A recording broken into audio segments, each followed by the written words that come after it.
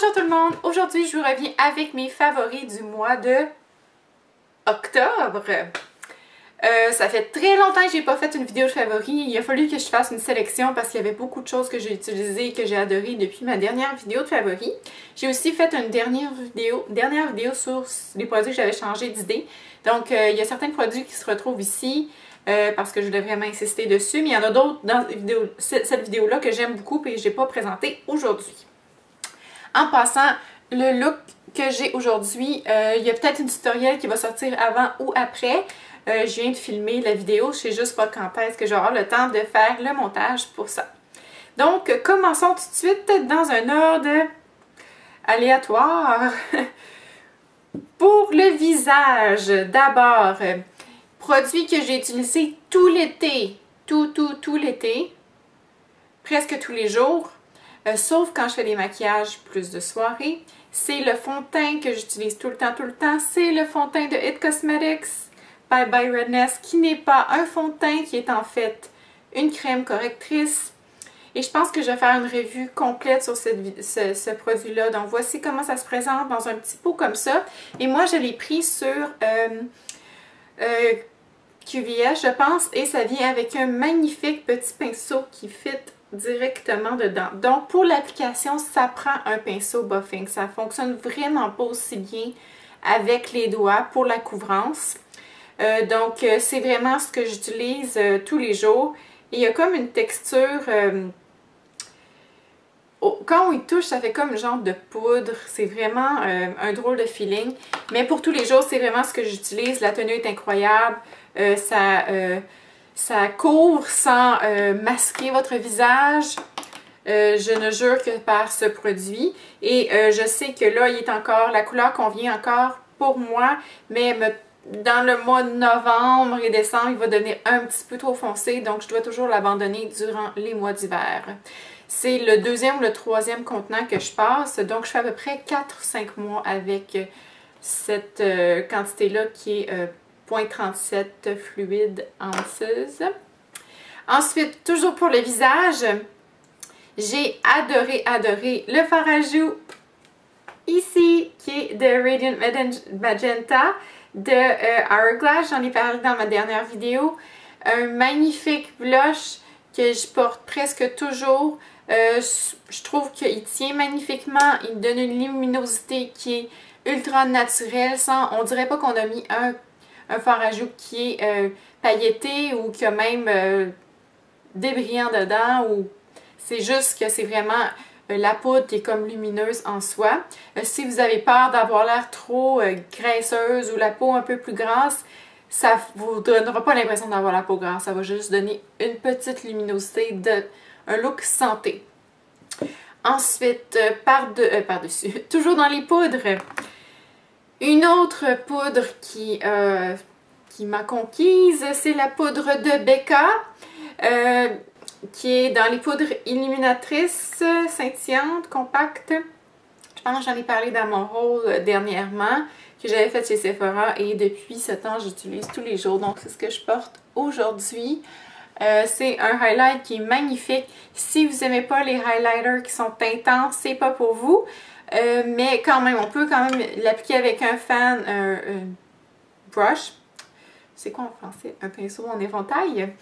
Et puis, ça donne quand même un effet plus délicat. C'est ce que j'ai utilisé, en fait, pour appliquer aujourd'hui. Je l'adore. Et surtout, j'adore sa tenue magnifique qui dure toute la journée. C'est superbe highlighter. Vraiment, je suis conquise. Ensuite, encore dans les poudres de NARS. Je pense que je me suis procuré ces poudres-là au début de l'été. Donc, c'est le bronzer avec le highlight. C'est pour faire du contour dans la teinte Olympia.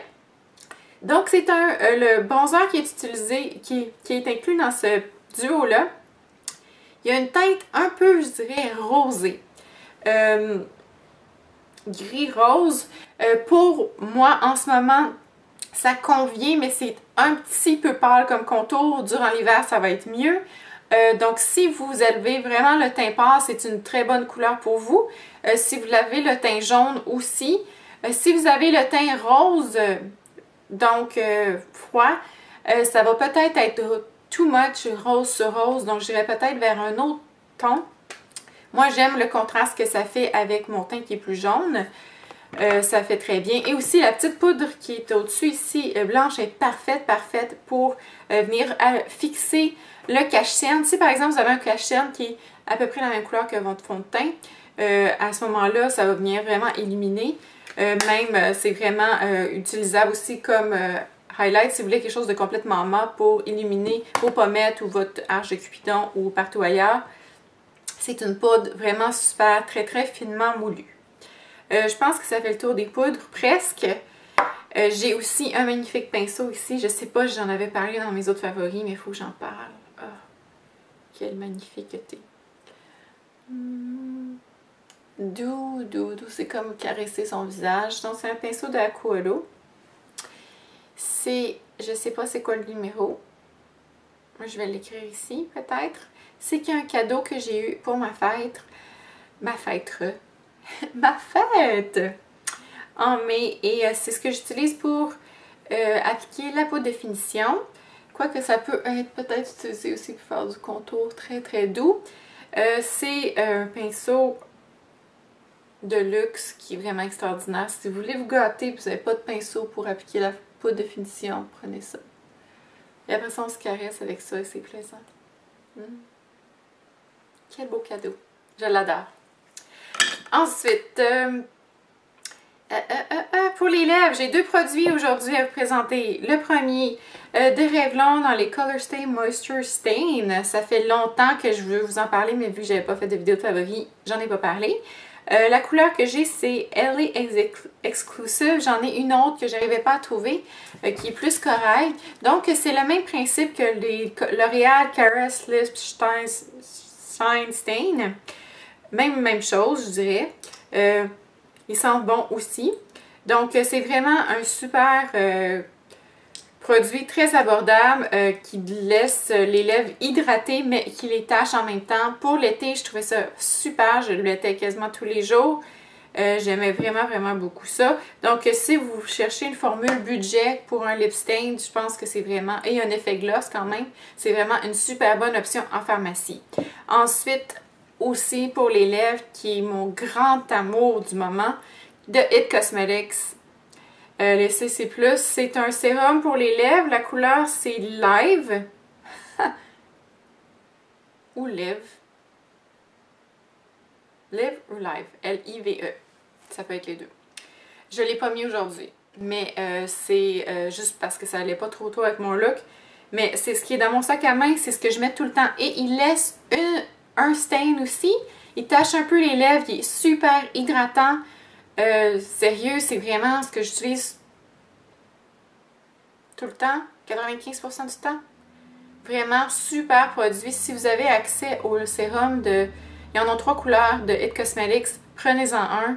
Mais celui-ci, c'est vraiment... La couleur, c'est vos lèvres en mieux. J'aimerais bien vous montrer de quoi ça a l'air. Mais à la caméra, je suis certaine que ça ne serait pas là aussi bien qu'en personne. Ensuite, je pense que j'en ai pas parlé, hein, de NARS. Pour le cache-cerne, j'ai essayé le nouveau Radiant Creamy Concealer que j'ai acheté dernièrement. Et depuis ce temps, je n'utilise que ça. Il est vraiment très pâle, donc c'est la couleur la plus pâle. Et si vous aimez vraiment faire des highlights en dessous des yeux, c'est l'idéal, hein, de prendre très pâle. Mais ce que j'aime surtout, c'est qu'il est très crémeux, ne dessèche pas en dessous des yeux. Il a un fini qui est mat naturel, plus naturel, disons. Il ne va pas du tout dans les ridules. Et il reste toute la journée. Puis il ne dessèche pas les yeux, je l'ai déjà dit, mais moi c'est vraiment la clé pour moi. Puis il est très couvrant, je trouve qu'il est magnifique. Celui-là, il a une teinte plus jaune, ce qui est vraiment parfait pour faire le highlight. Mais ils ont plusieurs teintes, donc je vous recommande vraiment, si vous êtes à la recherche d'un nouveau concealer cache-cerne, d'aller voir chez NARS. Ça en prend juste un peu, puis ça couvre énormément. Ensuite, il reste aussi eyeliner liquide. J'ai enfin essayé de Kat Von D, le Tattoo Liner. Il a peut-être détrôné mon eyeliner liquide préféré, celui de Urban Decay dans Perversion, qui avait une pointe l'autre en pinceau. Mais ici, ça a l'air d'être une pointe en feutre, mais en fait, c'est pas vraiment une pointe en feutre.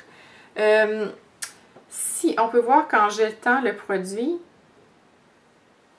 ça a l'air comme comme un pinceau qui est fin, qui a comme plein de poils, fait que ça fait comme pas comme un feutre, parce que j'aime pas trop les feutres. Évidemment qu'il est ultra méga noir. Il y a un fini, je dirais, plutôt mat, mais il y a quand même un petit brillance dedans, donc c'est ce que j'ai utilisé aujourd'hui.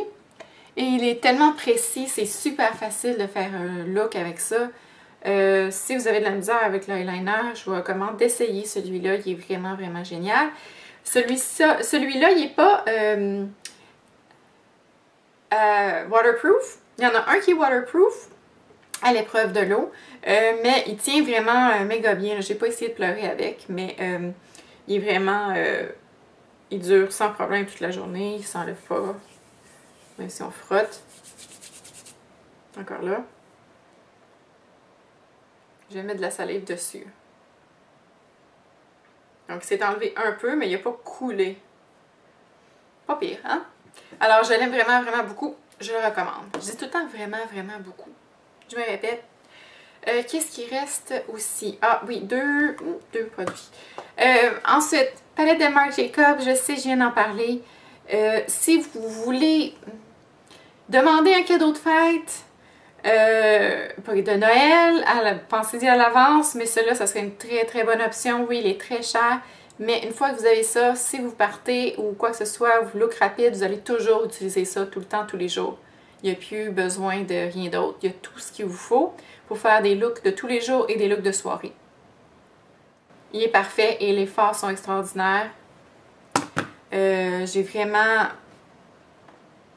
rien à dire. C'est vraiment une palette superbe. Et j'ai vraiment peur de...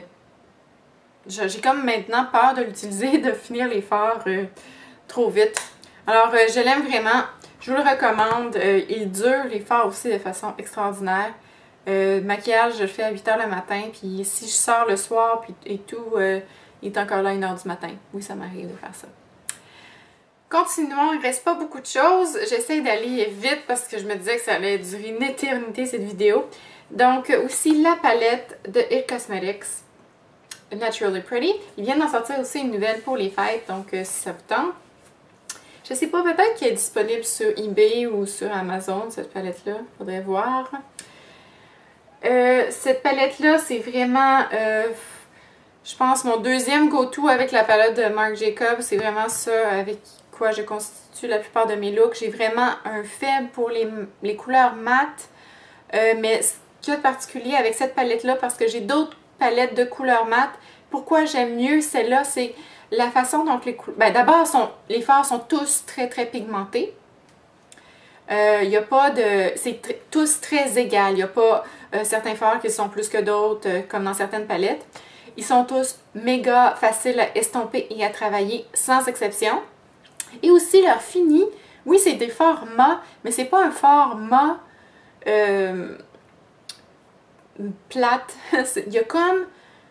Je dirais pas qu'il y a comme un... Il y a genre une petite luminosité. Donc c'est entre fard et mat et satiné, plus vers le mat que le satiné, mais ils ont une légère luminosité. Si on fait un zoom dessus, j'essaie de... C'est vraiment difficile à voir à la caméra, là. Peut-être si vous allez voir des photos sur internet de cette palette-là, vous allez voir ce que je veux dire. C'est ce que j'ai utilisé pour faire mon maquillage aujourd'hui dans le coin externe. Donc on voit que c'est pas vraiment un fard qui... des fards qui sont complètement mat, il y a vraiment comme quelque chose de plus. Ensuite, le petit Transforming Pearl ici, complètement inutile. Vraiment là.